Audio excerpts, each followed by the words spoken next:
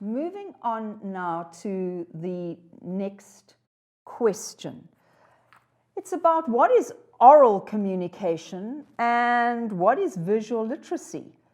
Now, Marlon, I don't quite know why you're asking this. Could you give me a clue? Oral has to do with the mouth and speaking, which means that people must listen, as opposed to writing. I mean, I don't understand why you're asking. Okay, so this is paper 4, and everything else is written. Okay, does that kind of clear that up? Right. Visual literacy. Visual means what you see. So it's anything that you see. So if I draw the heart, then we're working with visual literacy. Often you have a multimodal text, and that's things like an advert which has a picture and text, or a cartoon which has picture and text. But some adverts can just have pictures, and some cartoons can just have pictures. I think adverts generally are multimodal. Cartoons, I've seen cartoons where there's no text at all, there's no writing. But there's usually something, like punctuation marks or something like that. So Marlon, I don't know why you're asking me. This is part of the syllabus from grade 4 onwards. So this is something you should be very, very familiar with. So give me a clue why you've asked this. All right, don't leave me in the dark here. And then, Marlon, you also ask about the debate. Okay, so fair enough. Debate is part of your listening and speaking syllabus. You said, how does one debate? And then you've said, how do you give your strongest points? Well, you've answered your own question. A debate are points either in support of a motion or in opposition to a motion. So once again, I'm not sure what you're saying. Okay, I'm not understanding fully. So you've said, does the person give the strongest points? To me, the answer is yes. Why would you offer a weak argument? You're trying to win a debate. So you're trying to persuade your audience to agree with your point of view. So yes, you need strongest points, obviously. Then you said, give us an example of a debate on the topic. Now, again, you need to tell me why you've chosen this particular topic. The topic is to do with every individual and whether or not every individual should have an opportunity to have an education, no matter who they are, where they come from. Now, Marlon, why are you debating this? Okay, first of all, this is part of our Constitution, all right? So this debate was debated and put to bed when our Constitution was created. So I'm really not sure why you've chosen this particular debate to have. But all right, let's imagine. You need to have points that support the idea that every individual should have access to education and should oppose that. Now, Marlon, you've got to decide how you would fight this. I mean, can I give you examples? No, because my examples will come from my background, my reading, my research. So tell me what you've done. Am I assuming that we're talking about this in a South African context?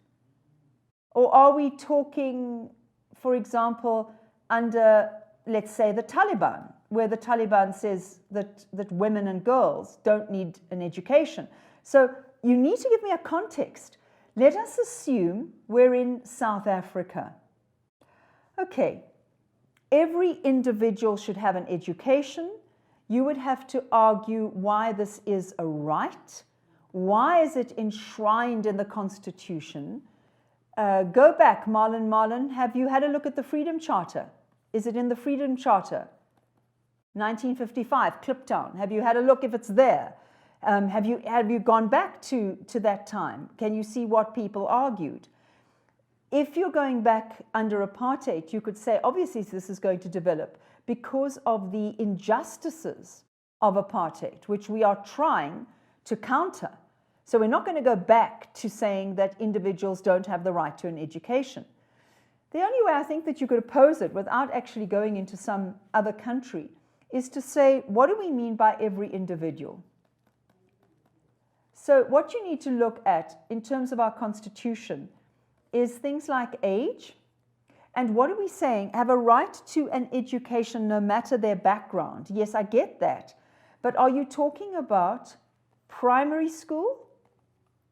Are you talking about high school? And you have said, despite their background, are we now getting into poverty? Are we talking about tertiary? Are we dealing here with at fees must fall? You know, what are we dealing with here, Marlon? So if you're talking about primary school and high school, especially, let's start with primary school. Has South Africa signed the United Nations resolution about primary school education? Has South Africa signed the United Nations resolution about high school education? So I'm asking you, what research have you done? Let's imagine that you haven't done a lot of research, but you still want to create a debate.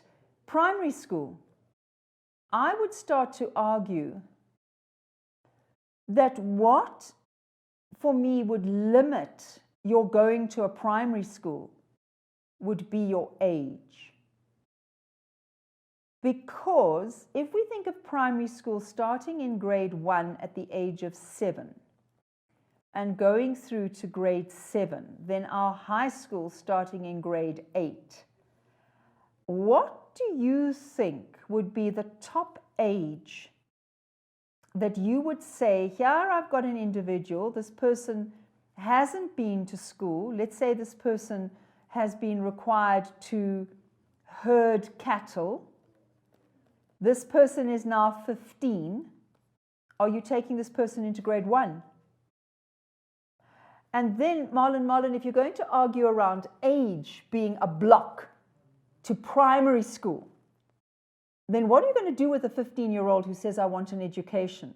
So what is a debate? A debate is sitting there doing what I'm doing and writing things down and thinking, okay, what would block an individual from being given a state education?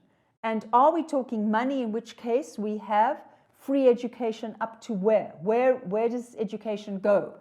Are you arguing it for primary school, high school, and tertiary? Because you've said here, no matter if they come from a good or bad background, you haven't explained to me what good, bad means. Are you talking about financially, economically?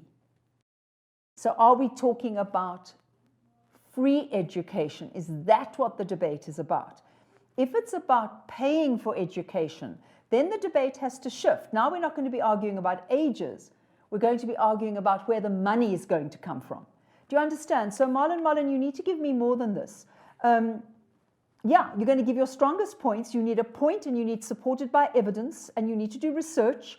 And you don't say, I found it at this website. You say, Professor so-and-so published in August of this year in this publication is arguing this about education. But it has been countered by this person arguing that.